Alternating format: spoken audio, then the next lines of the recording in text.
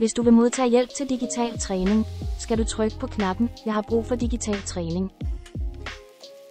Vores maskot, DMP, er altid klar til at hjælpe dig på vej, hvis du er usikker på, hvad du skal gøre. Her kan du se de 6 områder inden for Dacombedo. Klik på ikonet for at lære mere om dem. Når du har fundet de områder, der passer til dine behov, skal du vælge dem og fortsætte ved at klikke på knappen Resultater. Værktøjer vil blive præsenteret for dig baseret på dine områdevalg. Du kan lære mere om et værktøj ved at klikke på det.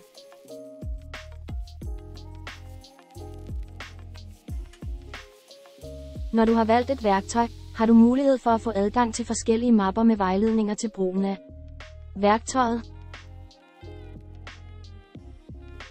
Vejledningerne kan være i tekst, billede, URL eller videoformat.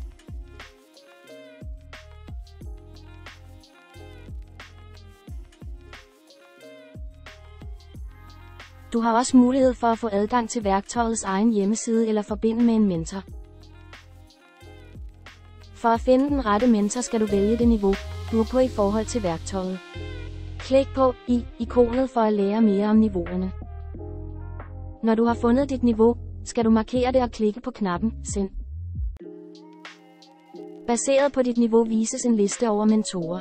Vælg den mentor, du synes passer bedst til dig.